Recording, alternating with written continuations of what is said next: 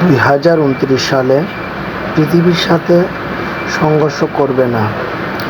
আপনাদের উল্লেখ করা গ্রহাণু সম্ভবত অ্যাপোফিস নামক একটি গ্রহাণু হতে পারে, যা সত্যি 2029 সালে পৃথিবীর কাছ দিয়ে যেতে পারে। অ্যাপোফিস গ্রহাণুর ব্যাস প্রায় 340 মিটার। যদিও এটি বিশাল আকার, বিজ্ঞানীরা আপাতত নিশ্চিত যে এটি 2029 সালে পৃথিবীর সাথে সংঘর্ষ করবে না। তবে এর সাথে এবং এর গতিবেগ নজরদারির মাধ্যমে রয়েছে বর্তমান বিজ্ঞানীরা। যদিও এ ধরনের গ্রহাণু পৃথিবীর সাথে সংঘর্ষ সম্ভাবনা অল্প, একেবারে অল্প, গুরুত্ব সহকারে পর্যবেক্ষণ করা হয় অ্যাপোফিস অথবা অন্যান্য সম্ভবত বিপজ্জনক গ্রহাণু সম্পর্কে সঠিকভাবে। বিপজ্জনক গ্রহাণু সম্পর্কে যদিও সঠিকভাবে গবেষণা চালানো হচ্ছে, যাতে ভবিষ্যতে কোনো সম্ভাব্য বিপদের সম্ভাবনা না থাকে আর মোকাবেলা সহজে করা যায়। হ্যাঁ, এটাই বাস্তব। এটাই 2004 সালে আবিষ্কৃত হয়। সাধারণত এটা মিটার হবে 140 মিটার ব্যাস। সাধারণত 140 মিটারের বেশি ব্যাসের কোনো গ্রহাণু পৃথিবীর পাশ দিয়ে গেলে তা উল্লেখজনক হয়। সেক্ষেত্রে এটি 340 মিটার, অর্থাৎ অবশ্যই এটা বিপজ্জনকের আশঙ্কা অনেক বেশি। তো আমি এখানে 2035 সাল পর্যন্ত একটা ম্যাপ দেখালাম, আপনাদের জন্য একটা ভিডিও করলাম। এখানে 2024 থেকে 2035 সাল পর্যন্ত টাইম জোন ম্যাপিং করলাম। এই ম্যাপিংয়ের সাহায্যে দেখা যাচ্ছে আমাদের 2029 সালে যে অ্যাপোফিস নামক গ্রহাণু সংঘর্ষ হওয়ার কথা, বিজ্ঞান এবং প্রযুক্তির মাধ্যমে তা কিন্তু সবাই এখন খুব ইজিলিভাবে জানতে পারে। এখন আমি এখানে কিন্তু বাম পাশে একটা ক্যালকুলেটর রাখলাম। ওই ক্যালকুলেটরের মাধ্যমে 2024 সাল থেকে শুরু করলাম এবং 2035 সাল পর্যন্ত এখানে ক্যালকুলেটরতে দেখা যাবে আমাদের গ্রহাণুর আশেপাশে আমাদের বন্ধু চাঁদ এবং পৃথিবীর খুব নিকটতম চাঁদ ছাড়া তেমন কোনো গ্রহাণু আশেপাশে দেখা যায় না। আমার ক্যালকুলেটরটা এখন কিন্তু চলতেছে, আপনার হাতের বাম পাশে দেখুন। খুব স্লোভাবে আমি কিন্তু ক্যালকুলেটর দিচ্ছি, কিছুক্ষণ পর আমি গতিবেগটা আরও বাড়িয়ে দেব। তো ভিডিওটা লং হবে, তাই আরও বিস্তারিতভাবে বলবো না, কিন্তু ম্যাপিংটা আমি খুব স্লোলিভাবে দেখানোর চেষ্টা করতেছি।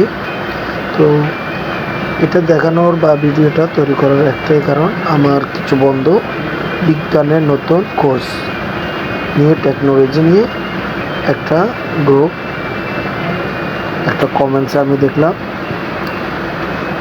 নতুন জ্ঞানের সন্ধান। আরও কয়েকটা গ্রুপে এটা নিয়ে বিশাল সমালোচনা করতেছে।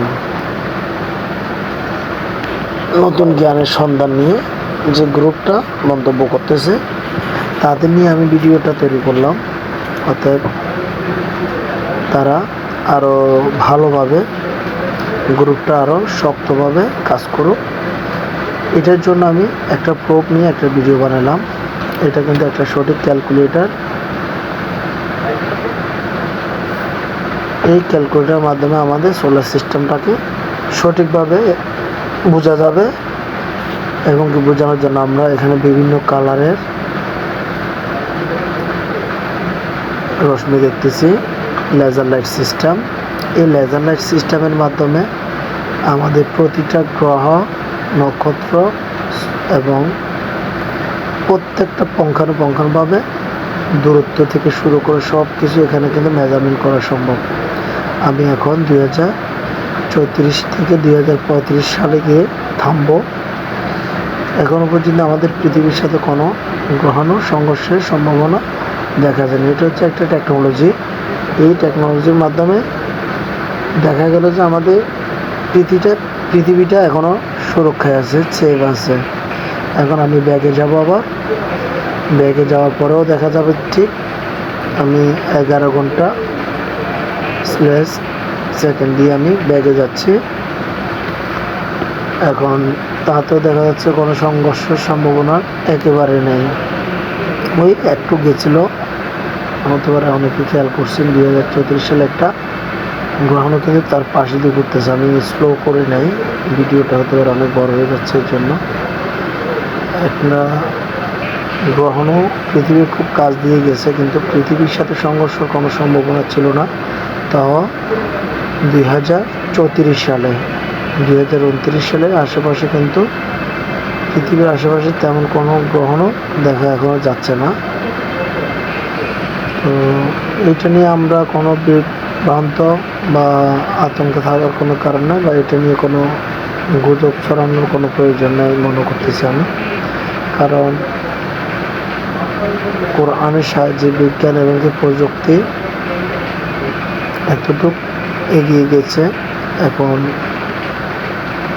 সব গবেষক এত মনোযোগ দিয়ে সব কিছু গবেষণা করতেছে। এখন শুধু আমাদের সোলার সিস্টেম না, আমাদের সোলার সিস্টেমের বাহিরে গিয়ে এখন পর্যবেক্ষণ করতেছে বর্তমান বিজ্ঞানীরা। এটা হচ্ছে কিন্তু সোলার সিস্টেম একটা এখন কিছুক্ষণ আগে একটা গ্রহাণু দেখা গেছে।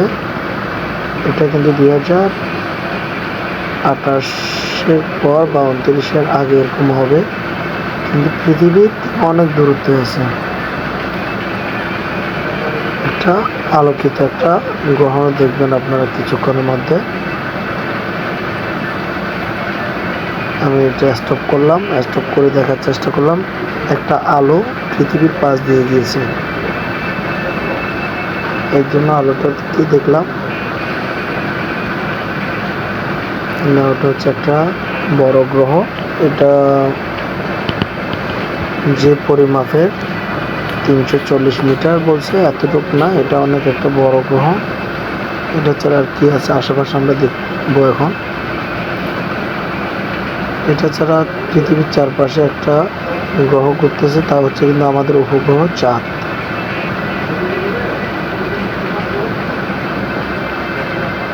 আমি তারপরে এটা জুমিং করে কাছে আমি চেষ্টা করবো এটা দেখার জন্য আসলে চাঁদ নাকি এটা চাঁদ। আর নিচেরটা হচ্ছে মার্কারিটা পৃথিবীতে অনেক দূরত্বে, তাই এটারও সংঘর্ষ কোনো সম্ভাবনা নাই। আর যেটা সংঘর্ষ হওয়ার কথা এটা হচ্ছে মাত্র 340 মিটার বেশি। তাই এটা নিয়ে আমরা দেখবো না। আমরা এখন পৃথিবীর চারপাশে একটা ছোট গ্রহ আছে, উপগ্রহ, এটা হচ্ছে আমাদের চাঁদ। এটা আমি কনফার্ম হলাম এখন দেখেন, এটা হচ্ছে চাঁদ। এটা আমি সিলেক্ট